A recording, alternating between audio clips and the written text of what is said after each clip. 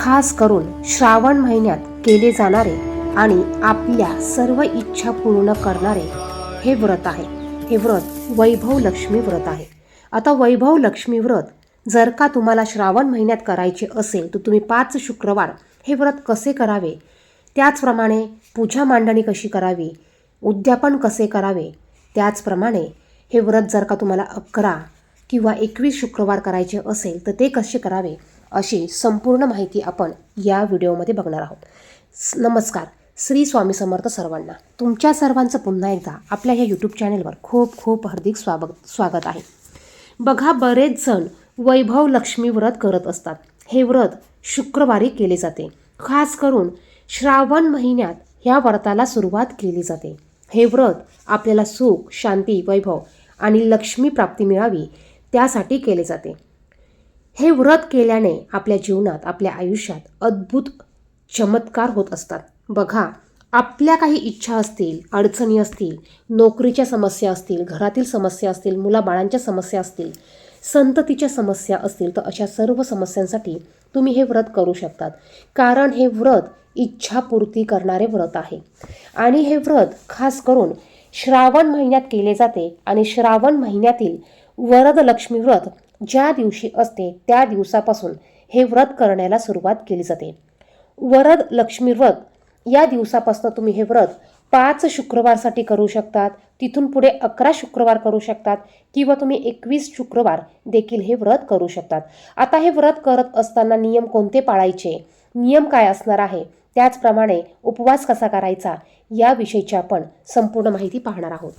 हे व्रत वैभव लक्ष्मी व्रत आपण करणार आहोत. हे व्रत जर का तुम्ही श्रद्धायुक्त अंतःकरणाने व प्रसन्नतेने करायचे आहे व ते करताना इतरांच्याही कल्याणाची भावना आपण ठेवायची आहे. आता हे व्रत स्त्री पुरुष कोणीही करू शकतं. बघा, स्त्री देखील हे व्रत करू शकतात, तसंच पुरुष देखील हे व्रत करू शकतात. सुवासिनी स्त्रियांनी हे व्रत केले तर फारच चांगले असते. घरात सुवासिनी नसेल तर इतर कोणीही किंवा कुठल्याही स्त्रीने अथवा कुमारिकीने हे व्रत केले तरी चालते. हे व्रत करण्याला सुरुवात शुक्रवारी करायची असते. आपण हे व्रत 11 शुक्रवार किंवा 21 शुक्रवार देखील हे व्रत करू शकतो. हे व्रत करताना पहिल्या शुक्रवारी आपल्याला संकल्प करायचा असतो. पहिल्या शुक्रवारी आपल्याला संकल्प सोडायचा असतो. 21 पेक्षाही अधिक शुक्रवार तुम्ही हे व्रत करू शकतात. आणि उद्यापन झाल्यावर पुन्हा तुम्ही संकल्प करून ह्या व्रताला सुरुवात करू शकतात. आता हे व्रत करताना आपल्याला पूजा मांडणी करायची असते. ही पूजा मांडणी आपण स्वतः मनोभावे करायची असते. या पूजेच्या मांडणीसाठी आपल्याला कुठल्याही गुरुजींची आवश्यकता नसते. पूजा मांडणी अगदी सोपी आहे. आता ही पूजा आपण शक्यतो सायंकाळी करायची असते. शुक्रवारी तुम्ही ही पूजा मांडणी सायंकाळी करू शकतात. ज्यांना सायंकाळी पूजा मांडणी करायला वेळ नसेल त्यांनी सकाळी आपली देवपूजा झाल्यानंतर ही पूजा मांडणी केली तरी चालेल. पूजा मांडणी करण्यासाठी बघा, पूजा मांडणी अगदी साधी सोपी आहे. जसं आपण मार्गशीर्ष महिन्यातील गुरुवारच्या व्रताची पूजा मांडणी करतो त्याच पद्धतीने पूजा मांडणी करायची असते. थोडी पूजा मांडणी वेगळी करायची असते. ज्या ठिकाणी पूजा मांडणी करणार आहात ती जागा स्वच्छ करून घ्यायची. आता त्या ठिकाणी तुम्हाला पाट मांडायचा आहे. पाटावर स्वच्छ भगवा किंवा लाल वस्त्र तुम्हाला टाकून घ्यायचं आहे. त्यानंतर आपल्याला ह्या पूजेसाठी माता लक्ष्मीचा फोटो लागणार आहे. तुमच्याकडे माता लक्ष्मीचा फोटो असेल तर तो घ्या. नसेल, भगवान श्रीहरी विष्णू माता लक्ष्मी यांचा एकत्रित फोटो असेल तर तो घ्या. आणि जर का तुमच्याकडे फोटो नसेलच तर आपल्याकडे वैभव लक्ष्मीचं व्रताचं जे पुस्तक आहे हे पुस्तक तुम्हाला फोटोच्या जागी तुम्हाला ठेवायचं आहे. आणि वाचन करण्यासाठी तुम्हाला वेगळं वैभव लक्ष्मी व्रताचं पुस्तक तुम्हाला घ्यायचं आहे. म्हणजे तुम्हाला जर का तुमच्याकडे माता लक्ष्मीचा फोटो नसेल तर तुम्हाला या व्रताची 2 पुस्तिका लागणार आहे. सर्वात अगोदर दिवा प्रज्वलित करून घ्यायचा. एक शुद्ध गायच्या तुपाचा दिवा लावून घ्या, निरंजन लावून घ्या आणि एक तेलाचा दिवा तुम्ही लावला तरी चालेल.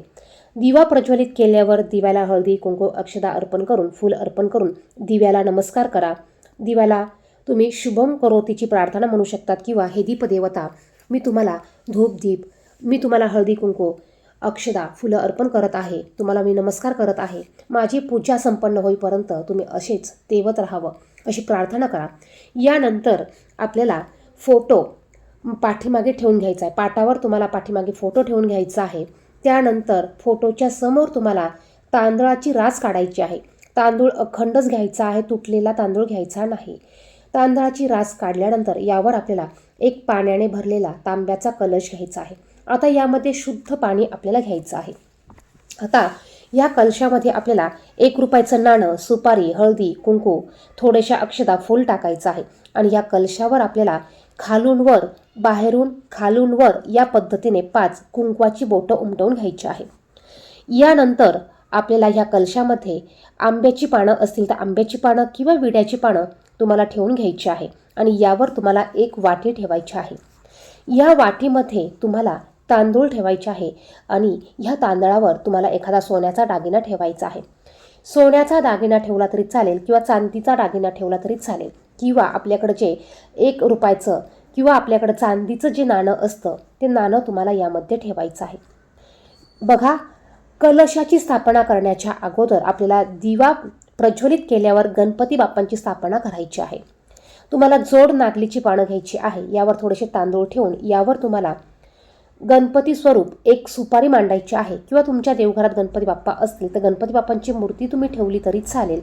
त्यानंतर तुम्हाला फोटोच्या समोर कलशाची स्थापना करून घ्यायची आहे. सांगितलेल्या पद्धतीने कलश स्थापना तुम्हाला करायची आहे. यावर आपल्याला नारळ ठेवायचा नसतो, तर आपल्याला तांदळाने भरलेली वाटी ठेवायची आहे. तुमच्याकडे चांदीची वाटी असेल तर तुम्ही ती देखील वाटी पूजेसाठी ठेवू शकतात. आता यानंतर तुमच्याकडे जर का शंख असेल तर तुम्ही तुमच्या उजव्या हाताला शंख ठेवायचा आहे, डाव्या हाताला घंटी तुम्हाला ठेवायची आहे. तुमच्याकडे श्रीयंत्र असेल तर श्रीयंत्र तुम्ही कलशाच्या बाजूला, बघा कलशाच्या बाजूला म्हणजेच आपल्या डाव्या हाताला तुम्ही श्रीयंत्र कलशाला खेटून एका प्लेटमध्ये तुम्हाला ठेवायचं आहे. आता ही पूजा मांडणी करून झाल्यानंतर आपल्याला संपूर्ण पूजेची पूजा करायची आहे. सर्वात अगोदर माता लक्ष्मीच्या फोटोला हळदी कुंकू लावून घ्या, फुलांचा किंवा गजराचा हार घालून घ्या. त्यानंतर गणपती बाप्पांना हळदी कुंकू अक्षता अर्पण करा. लाल जास्वंदाचं फूल असेल तर लाल फूल अर्पण करा, दुर्वा अर्पण करा. गणपतीचा साधा सोपा मंत्र म्हणा, किंवा वक्रतुंड महाकाय सूर्यकोटी समप्रभ निर्विघ्नं कुरु मे देव सर्व कार्येषु सर्वदा हा मंत्र म्हणा. त्यानंतर गुळ खोबऱ्याचा नैवेद्य दाखवा. त्यानंतर माता लक्ष्मीच्या फोटोची पूजा करा. कलश जो आपण मांडला आहे त्या कलशाची पूजा करा, श्रीयंत्राची पूजा करा. या पद्धतीने आपल्याला पूजा करून घ्यायची आहे. एका छोट्या लोट्यामध्ये भरून पाणी भरून ठेवायचं आहे आणि तुम्हाला तिथे नैवेद्य म्हणून प्रसाद ठेवायचा आहे. एका वाटीमध्ये तुम्ही खडीसाखर किंवा दूधसाखर त्याचा प्रसाद तुम्हाला ठेवायचा आहे. प्रसाद ठेवल्यावर अगोदर पाण्याने भरीव चौकोन काढा, त्यावर प्रसादाची वाटी ठेवा. त्यानंतर तुम्हाला त्याभोवती 3 वेळा पाणी फिरवून घ्यायचं आहे आणि तुम्हाला नमस्कार करायचा आहे. त्याचप्रमाणे आपण जो वाटीमध्ये दागिना ठेवलेला आहे, मग तो सोन्याचा असू द्या, चांदीचा असू द्या, किंवा चांदीचं नाणं असू द्या, किंवा 1 रुपयाचं नाणं असू द्या, आपल्याला ह्या दागिन्याची देखील पूजा करायची आहे. वाटीतील दागिना अगर रुपयाचे नाणे असेल तर ती लक्ष्मी स्वरूप आपण मानायचं आहे आणि त्याची पूजा करायची आहे. त्या लक्ष्मीला श्रीयंत्र अत्यंत प्रिय असल्याने त्या श्रीयंत्राला देखील तुम्हाला गंध, लाल फूल, पुष्प, अक्षता वाहून पूजा करायची आहे आणि नमस्कार करायचा आहे. यानंतर आपण जो दागिना वाटीत ठेवलेला आहे त्याला फुलाने अगोदर पाणी शिंपडून घ्या, म्हणजेच त्याला शुद्ध करून घ्या. त्यानंतर त्याची पूजा तुम्हाला करायची आहे.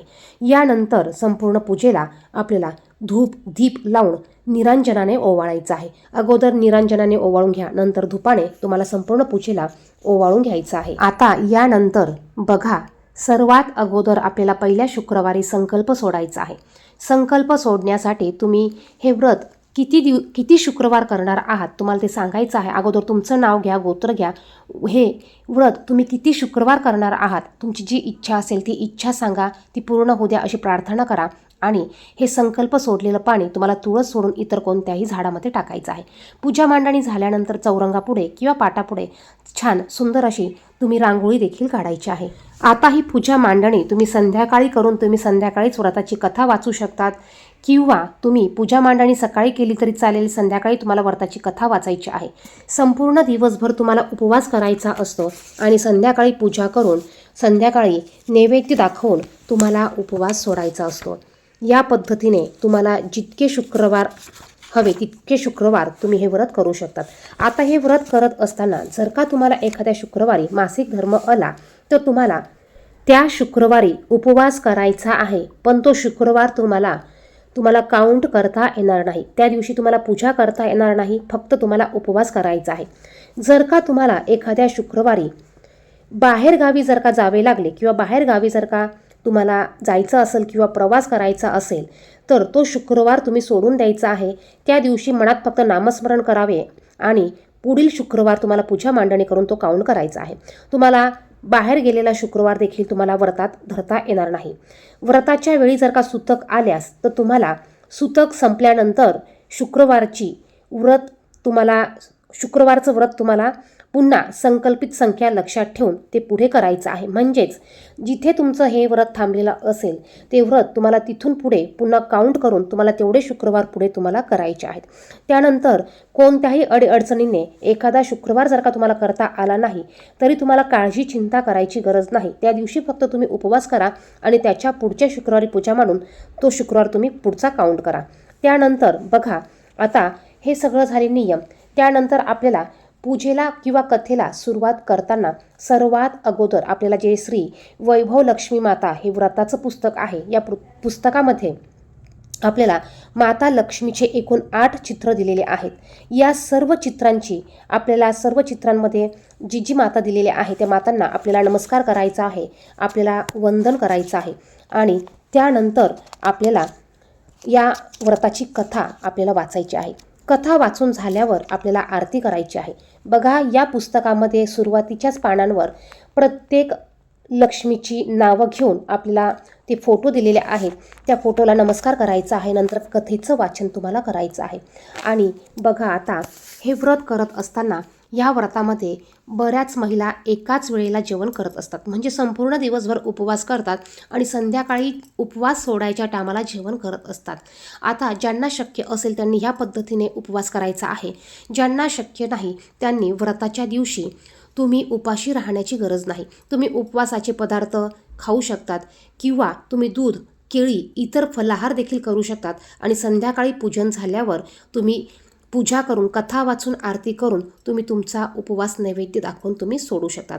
आता जर का एखादी व्यक्ती असेल, आजारी असेल, तिला जर का उपवास निघत नसेल तर मग तिने संपूर्ण दिवसभर उपवासाचे पदार्थ खा आणि संध्याकाळी सात्विक आहार बनवून तुम्ही उपवास सोडू शकतात. आता उद्यापन कसं करायचं? उद्यापन बघा, ज्यांना श्रावणात 5 शुक्रवार करायचे असतील त्यांनी 5व्या शुक्रवारी उद्यापन करायचं आहे. ज्यांना 11 शुक्रवार करायचे असतील त्यांनी 11 शुक्रवारी उद्यापन करायचं. ज्यांना 21 शुक्रवार करायचे त्यांनी 21व्या शुक्रवारी उद्यापन करायचं. आता उद्यापनाच्या दिवशी नेहमीप्रमाणे आपल्याला पूजा मांडणी करायची, पूजा करायची आहे, व्रत कथा वाचन करायचं आहे. या दिवशी देखील आपल्याला घरात छान स्वयंपाक बनवायचा आहे, नैवेद्य दाखवून आरती करून उपवास सोडायचा आहे आणि आपलं व्रत संपवायचं आहे.